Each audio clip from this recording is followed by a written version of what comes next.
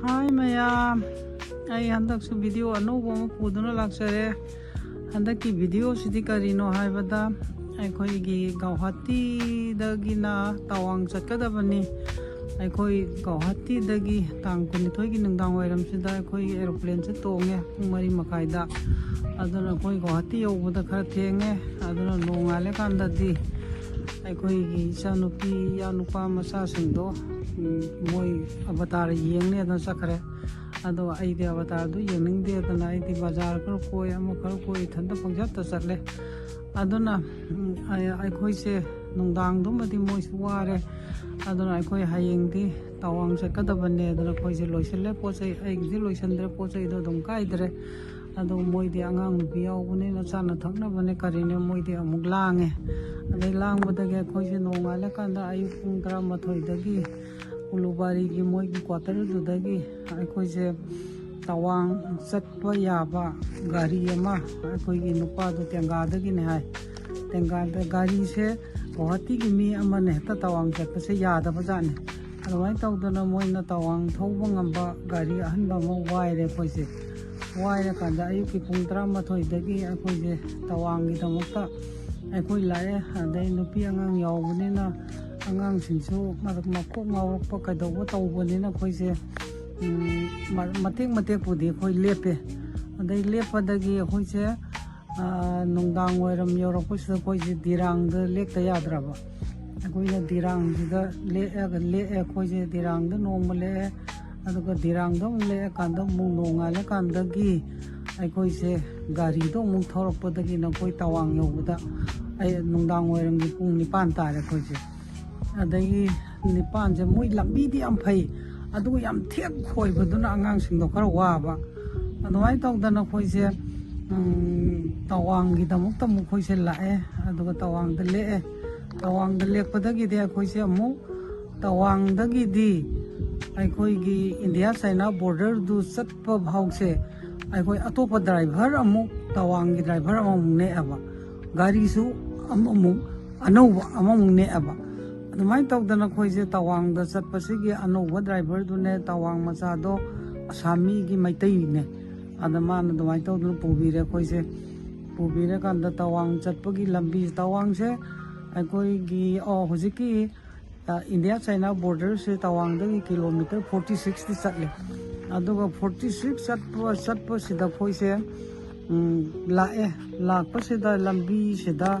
1962 gi India China war da bunker mayam lerame ai bunker si ude yam nungsi bunker si photo ongta loge taroga driver dana halapda lawrsi memar hayapdagi ai khoi chatle asta aujiki India China border si de ado ke mate ingrajani unjena tabasena unje mapak adagi khoi gi makha gi aikoina chaliba lambi si ge makha da lake ama leiba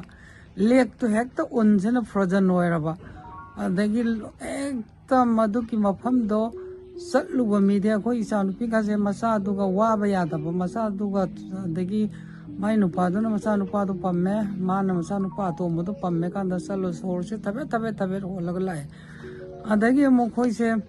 halakpada Madhuri Lake kati sang satlasi sakhibase koi India China border da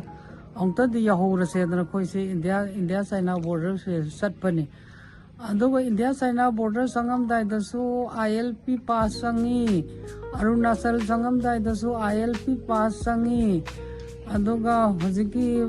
Bumla sangam dai da su ILP pass sangi koi se pass se ahum lakni koi kai se adwai tawdana Bumla haibasi artha se karino haibada sing ani gi marakta leiba hai tare hojiki India China border se sing ani gi marakta leiba adwai tawdana mayam ai se Madhuri Lake kaidana Madhuri Lake di Y shape adana tawi Y shape se amana Bumla chatkare amana Madhuri Lake chatkare amana hojiki China border sangbase asi moi Y shape adana hai adamai tawdana khoise India China border se lae aduga khoise hekta queue se lepna dana mi 37 de henna thajin bayade adamai na tawdana mi 37 se aina 36 tare ai khoi isu ya nupa ga ꯏꯆꯥꯅꯨꯄꯤꯒꯗꯤ ꯃꯣꯏꯗꯤ ꯑꯉꯥꯡ ꯌꯥꯎꯕꯅꯤꯅ ꯃꯣꯏꯗꯤ ꯃꯃꯥꯡꯗ ꯑꯗꯨꯝ ꯆꯠꯈꯔꯦ ꯑꯗꯩ ꯑꯩꯗꯤ 36ꯇ ꯇꯧꯔꯦ ꯑꯩꯒꯤ ꯃꯊꯪꯗ ꯅꯨꯄꯥ ꯑꯃ 37 ꯂꯩ ꯑꯗꯣ ꯑꯩꯈꯣꯏ ꯑꯅꯤꯁꯦ ꯇꯧꯔꯦ ꯑꯗꯩ ꯑꯩꯁꯦ ꯑꯗꯨꯃꯥꯏꯅ ꯇꯧꯗꯅ ꯃꯣꯏꯒꯤꯗꯨꯗ ꯆꯠꯂꯦ ꯆꯠꯄꯗꯒꯤ ꯑꯩꯁꯦ ꯃꯣꯏ 37ꯒꯤꯗ ꯆꯪꯉꯦ ꯑꯗꯩ ꯆꯪꯉꯒ ꯑꯩꯈꯣꯏꯁꯦ ꯃꯣꯏꯅ ꯐꯣꯇꯣ ꯅꯝꯒꯦꯗ ꯑꯁ ꯀꯦꯃꯦꯔꯥꯒ ꯑꯃꯠꯇ ꯄꯨꯁꯤꯟꯕ ꯌꯥꯗꯦ ꯐꯣꯟꯐꯥꯎ ꯄꯨꯁꯤꯟ ꯌꯥꯗꯦ ꯑꯗꯨꯅ ꯑꯩꯈꯣꯏꯁꯦ ꯀꯩꯅꯣ ꯇꯧꯔꯦ ꯐꯣꯇꯣꯒ ꯅꯝꯈꯤꯅꯦꯗꯅ ꯑꯗꯨꯃꯥꯏꯅ ꯇꯧꯗꯅ ꯃꯣꯏꯅ ꯐꯣꯇꯣꯁꯦ ꯂꯨꯄꯥ 100ꯒꯤ ꯀꯣꯄꯟ ꯑꯃ ꯀꯛꯑꯦ ꯂꯨꯄꯥ 100ꯒꯤ ꯀꯣꯄꯟꯁꯦ ꯀꯛꯑꯕ ꯃꯇꯨꯡꯁꯤꯗ ꯃꯣꯏꯅ ꯑꯩꯈꯣꯏꯁꯦ ꯐꯣꯇꯣꯁꯦ ꯃꯣꯏꯅ ꯅꯝꯃꯦ ꯀꯥꯟꯗ ꯄꯨꯡꯈꯥꯏꯃꯨꯛ ꯂꯩꯔꯀꯥꯟꯗ ꯐꯣꯇꯣꯁꯦ ꯄꯤꯔꯛꯀꯅꯦꯕ ꯑꯩꯗꯤ ꯉꯥꯏꯕ ꯉꯝꯃꯔꯣꯏ ꯏꯪꯕꯅꯁꯨ ꯁꯤꯗꯧꯔꯦ ꯑꯗꯨꯅ ꯃꯤꯗꯤ ꯑꯁ ꯍꯧꯖꯤꯛꯀꯤ ꯏꯟꯗꯤꯌꯥ ꯆꯥꯏꯅꯥ ꯕꯣꯔꯗꯔꯗꯨꯗ ꯆꯠꯂꯨꯕ ꯐꯣꯇꯣ ꯅꯝꯃꯨꯕ ꯍꯅꯨꯕꯤꯒꯁꯤꯗꯤ ꯍꯦꯛꯇ ꯑꯣꯛꯁꯤꯖꯦꯟ ꯁꯝꯃ ꯄꯣꯔꯛꯄꯩ ꯋꯥꯅꯤꯁꯦ ꯑꯩꯗꯤ ꯑꯗꯨꯃꯛꯇꯤ ꯇꯧꯗ꯭ꯔꯦ ꯑꯩꯗꯤ ꯌꯥꯝ ꯋꯥꯔꯕ ꯏꯪꯕꯗꯨꯗ ꯑꯗꯩ ꯏꯪꯕꯁꯤꯅ ꯑꯃꯨꯛꯇꯣꯏꯕ ꯇꯧꯔꯦ ꯑꯗꯣ ꯃꯣꯏ ꯀꯟꯇꯤꯟꯗꯨꯗꯗꯤ ꯃꯩꯐꯨꯒꯁꯨ ꯊꯝꯃꯦ ꯃꯩꯐꯨꯒꯗꯨꯁꯨ ꯍꯤꯇꯔꯅꯦꯅ ꯇꯧꯔꯤꯗꯣ ꯑꯩꯈꯣꯏꯒꯤ ꯇꯟꯗꯟ ꯇꯤꯛꯄꯒ ꯆꯞ ꯃꯥꯟꯅꯩ ꯌꯣꯡꯅ ꯇꯟꯗꯟ ꯇꯤꯛꯄ ꯍꯥꯏꯗꯣ ꯑꯗꯨꯃꯥꯏꯅ ꯇꯧꯗꯅ ꯑꯩꯁꯦ ꯃꯊꯪ ꯑꯩꯁꯦ ꯏꯊꯟꯇ ꯃꯣꯏꯅ ꯃꯔꯥꯏ ꯄꯨꯖꯔꯛꯑꯅꯤ ꯏꯆꯥꯅꯨꯄꯤꯒ ꯏꯌꯥꯅꯨꯄꯥꯒ ꯃꯔꯥꯏ ꯄꯨꯖꯔꯛꯑꯅꯤ ꯑꯗꯨꯅ ꯑꯩ ꯐꯣꯇꯣꯗꯣ ꯑꯩꯈꯣꯏꯅ ꯀꯥꯈꯠꯂꯤꯕ ꯏꯟꯗꯤꯌꯥ ꯆꯥꯏꯅꯥ ꯕꯣꯔꯗꯔꯁꯦ ꯈ꯭ꯋꯥꯏꯒꯤ ꯍꯥꯏꯌꯦꯁꯅꯦ 1,500 ꯐꯤꯠꯅꯦꯕ ꯑꯩꯈꯣꯏꯅ ꯆꯠꯂꯤꯁꯦ ꯅꯥꯀꯜ ꯑꯃꯗꯅ ꯏꯟꯗꯤꯌా ꯂꯩꯔꯦ ꯅꯥꯀꯜ ꯑꯃꯗꯅ ꯆꯥꯏꯅꯥ ꯂꯩꯔꯦ ꯑꯗꯨꯗꯅꯦꯕ ꯃꯣꯏꯅ ꯕ꯭ꯔꯤꯇꯤꯁꯅ ꯆꯠꯂꯝꯗꯥꯏꯗ ꯍꯧꯖꯤꯛꯀꯤ ꯕꯨꯝꯂꯥ ꯍꯥꯏꯕ ꯖꯒꯥꯁꯦ ꯑꯩꯈꯣꯏꯒꯤ ꯕ꯭ꯔꯤꯇꯤꯁꯅ ꯏꯟꯗꯤꯌꯥꯗ ꯄꯤꯊꯣꯛꯑꯝꯃꯕꯅꯦꯕ ꯑꯗ ꯆꯥꯏꯅꯥꯁꯤꯅ ꯃꯣꯏꯒꯤ ꯂꯝꯅꯦ ꯆꯥꯏꯅꯥꯅ ꯂꯝ ꯍꯦꯟꯕꯩ ꯆꯥꯡꯁꯦ ꯑꯗꯨꯏꯗꯨꯅ ꯃꯣꯏ ꯍꯧꯖꯤꯛꯁꯦ ꯃꯣꯏ ꯑꯅꯤꯗꯣ ꯉꯥꯛꯅꯔꯤꯑꯕ ꯑꯗꯨꯅ ꯕꯪꯀꯔꯅ ꯃꯔꯣꯜ ꯑꯃ ꯑꯁ ꯐꯧꯖꯤ ꯉꯥꯛꯇ ꯃꯣꯏ ꯃꯌꯥꯡꯗꯤ ꯐꯧꯖꯤ ꯍꯥꯏ ꯁꯤꯐꯥꯏꯒꯤ ꯁꯤꯐꯥꯏ ꯕꯪꯀꯔꯒꯤ ꯕꯪꯀꯔ ꯉꯥꯛꯇ ꯑꯩꯈꯣꯏꯒꯤ ꯆꯨꯝꯅꯒꯤ ꯃꯤꯑꯣꯏꯕ ꯑꯩꯈꯣꯏ ꯆꯠꯂꯨꯔꯤꯗꯨꯅꯤ ꯑꯗꯨꯃꯥꯏꯅ ꯇꯧꯗꯅ ꯑꯩꯈꯣꯏꯁꯦ ꯍꯜꯂꯛꯑꯦ ꯍꯜꯂꯛꯄ ꯀꯥꯟꯁꯤꯗ ꯑꯗꯨꯗ ꯆꯠꯂꯨꯔꯦ ꯍꯜꯂꯛꯑꯦ ꯑꯩꯗꯤ ꯑꯣꯛꯁꯤꯖꯦꯟ ꯀꯔꯤ ꯀꯔꯥꯗꯤ ꯁꯝꯃꯛꯇꯔꯦ ꯑꯩꯗꯤ ꯏꯁꯥꯁꯦ ꯈꯔ ꯐꯕ ꯖꯥꯠꯅꯤ ꯑꯗꯨꯃꯥꯏꯅ ꯇꯧꯗꯅ ꯇꯧꯔꯛꯄꯗꯒꯤ ꯑꯩꯈꯣꯏꯁꯦ ꯃꯥꯙꯨꯔꯤ ꯂꯦꯛꯁꯤꯅ ꯀꯃꯥꯏꯅ ꯇꯧꯒꯦꯗ ꯋꯥꯔꯤꯁꯦ ꯌꯥꯝ ꯅꯨꯡꯁꯤꯖꯥꯠꯅꯤ ꯃꯥꯙꯨꯔꯤꯅ ꯍꯧꯖꯤꯛꯀꯤ ꯃꯥꯙꯨꯔꯤꯅ ꯅꯝꯕ ꯀꯣꯏꯂꯥ ꯍꯥꯏꯔꯤꯕ ꯐꯤꯂꯝꯁꯦ ꯔꯥꯀꯦꯁ ꯔꯣꯁꯟꯅ ꯄ꯭ꯔꯣꯗ꯭ꯌꯨꯁꯔ ꯑꯣꯏꯕ ꯀꯣꯏꯂꯥ ꯍꯥꯏꯔꯤꯕꯁꯦ ꯁꯔꯨꯛ ꯈꯥꯟꯒ ꯃꯥꯙꯨꯔꯤꯒ ꯅꯝꯕ ꯃꯐꯝꯁꯤꯗ ꯃꯥꯙꯨꯔꯤꯁꯤꯅ ꯌꯥꯝꯅ ꯅꯨꯡꯁꯤꯖꯗꯅ ꯍꯧꯖꯤꯛꯀꯤ ꯂꯦꯛꯁꯦ ꯁꯦꯝꯒꯠꯆꯕꯅꯦꯕ ꯑꯗꯨꯅ ꯃꯣꯏꯅ ꯃꯥꯙꯨꯔꯤ ꯂꯦꯛꯇꯤ ꯍꯥꯏꯗ꯭ꯔꯦ ꯑꯗꯨꯒ ꯃꯣꯏꯅ ꯑꯇꯣꯞꯄ ꯑꯃꯗ ꯊꯣꯟꯖꯤꯜꯂꯦ ꯑꯗꯨꯅ ꯑꯇꯣꯞꯄ ꯑꯃ ꯊꯣꯟꯖꯤꯜ ꯂꯩꯔꯝꯃꯦ ꯑꯗꯣ ꯑꯩ ꯚꯤꯗꯤꯑꯣꯗ ꯑꯗꯨꯝ ꯌꯥꯎꯔꯛꯀꯅꯤ ꯃꯌꯥꯝ ꯑꯗꯨꯃꯥꯏꯅ ꯇꯧꯗꯅ ꯑꯩꯈꯣꯏꯁꯦ ꯕꯨꯝꯂꯥꯗꯒꯤ ꯃꯥꯙꯨꯔꯤ ꯂꯦꯛꯇꯒꯤ ꯁꯨꯝ ꯃꯊꯪ ꯂꯥꯛꯑꯀꯥꯟꯗ ꯑꯩꯈꯣꯏꯁꯦ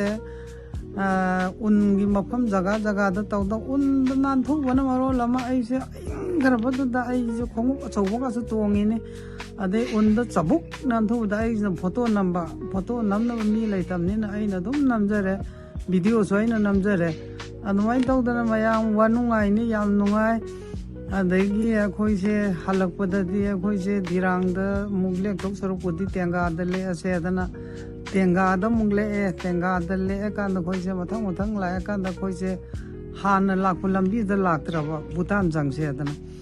ꯑꯗꯒꯤ ꯚꯨꯇꯥꯟꯗꯨꯗꯤ ꯍꯦꯛꯇ ꯑꯩꯈꯣꯏꯅ ꯑꯍꯤꯡꯗꯩ ꯍꯧꯒꯠꯂꯒ ꯄꯥꯁ ꯂꯧꯅꯗꯧꯗꯨꯅ ꯄꯥꯁꯁꯦ ꯂꯩꯇ꯭ꯔꯕꯅꯤನ ꯑꯩꯈꯣꯏꯁꯦ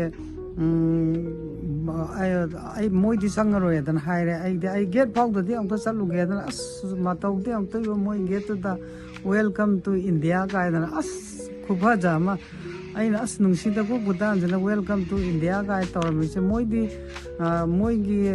ILP ꯄꯥꯁꯇꯨ ꯂꯧꯔꯒ ꯑꯩꯈꯣꯏ ꯑꯙꯥꯔꯁꯤꯅ ꯆꯪꯕ ꯌꯥꯏꯑꯕ ꯑꯗꯣ ꯆꯪꯕ ꯌꯥꯏ ꯍꯥꯏꯁꯦ ꯃꯣꯏ ꯀ꯭ꯌꯨꯗꯨꯒꯤꯗꯃꯛꯇ ꯑꯩꯈꯣꯏꯁꯦ ꯀ꯭ꯌꯨꯗꯣ ꯉꯥꯏꯅꯔꯤꯉꯩꯗꯗꯤ ꯑꯩꯈꯣꯏꯗꯤ ꯑꯃꯨꯛ ꯀꯩꯅꯣꯗ ꯑꯃꯨꯛ ꯂꯦꯛꯄ ꯇꯥꯕ ꯚꯨꯇꯥꯟꯗ ꯑꯗꯩ ꯑꯩꯁꯦ ꯃꯣꯏ ꯒꯦꯠꯇꯨꯗꯗꯤ ꯆꯪꯉꯒꯦ ꯃꯤꯅ ꯋꯦꯜꯀꯝ ꯇꯨ ꯏꯟꯗꯤꯌꯥꯗꯅ ꯊꯥꯔꯛꯏꯁꯦ ꯕꯣꯏꯅ ꯑꯩ ꯆꯠꯂ ꯃꯣꯏ ꯒꯦꯠꯇꯨꯗ ꯆꯪꯉꯒꯗꯤ ꯐꯣꯇꯣ ꯅꯝꯃꯛꯑꯦ ꯑꯗꯨꯃꯥꯏꯅ ꯇꯧꯗꯅ ꯃꯌꯥꯝ ꯑꯩꯈꯣꯏꯁꯦ ꯒꯧꯍꯥꯇꯤꯗꯣ ꯌꯧꯔꯦ ꯒꯧꯍꯥꯇꯤ ꯌꯧꯕꯗꯒꯤ ꯑꯩꯈꯣꯏꯁꯦ ꯅꯣꯡꯉꯥꯜꯂꯀꯥꯟꯗ ꯏꯝꯐꯥꯜꯗ ꯑꯃꯨꯛ ꯊꯣꯛꯂꯛꯀꯗꯣꯏꯅꯤ ꯇꯥꯡ 19ꯗ ꯑꯩꯈꯣꯏꯁꯦ ꯏꯝꯐꯥꯜꯗ ꯊꯣꯛꯂꯛꯑꯦ ꯑꯗꯨꯅ ꯃꯌꯥꯝ ꯌꯥꯝ ꯅꯨꯡꯉꯥꯏ ꯁꯨꯃꯥꯏꯅ ꯑꯃꯨꯛ ꯂꯝꯕꯤ ꯆꯠꯊꯣꯛꯄꯁꯦ ꯑꯗꯨꯕꯨ ꯏꯌꯥꯅꯨꯄꯥꯒ ꯏꯆꯥꯅꯨꯄꯤꯒꯅ ꯑꯃꯨꯛ ꯄꯨꯔ ꯆꯠꯄꯤꯕꯒꯤ ꯑꯩꯁꯦ ꯆꯠꯄ ꯐꯪꯕꯩ ꯋꯥꯅꯤ ꯑꯗꯨ ꯅꯠꯇ꯭ꯔꯗꯤ ꯆꯠꯄ ꯀꯩꯁꯨ ꯌꯥꯝꯅ ꯀꯩꯁꯨ ꯆꯠꯄ ꯉꯝꯄꯣꯟꯇꯦ ꯑꯩ ꯊꯟꯗꯅ ꯆꯠꯂꯨ ꯌꯥꯄꯣꯠ ꯅꯠꯇꯦ aduna mayam moi leiring sida khara koi jaruba iduni pension phangamnena tawnangai leitamnena cinema khara nam ama khara nam ngahak sangbada koiba aduna mayam aigi video se ai loi ucharake madhuri lake su ucharake adagi India China border su ucharake ai mathang ucharake mayam yengminasi bye bye.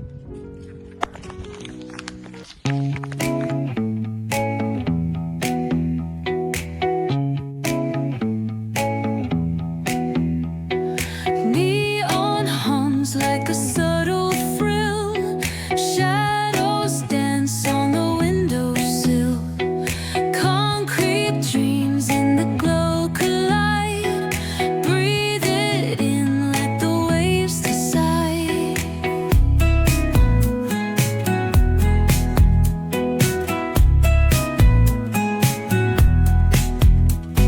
Streetlights flicker, a Morse code plea. Whispers rise from the cracks in the street. Loose-lipped poets on cobbled ground. Every word a kaleidoscope sound. We're chasing nightlights in the city, spinning wild dreams out of pity.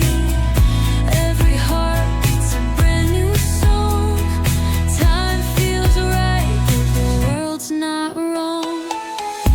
Echoes rewind, spin back the dial. Drunk on the charm of this retro style. Fingers snap, let the moonlight guide. In this city, we collide. Glass hearts stick to the beat they keep. Fog hides truth in a smoky sweep.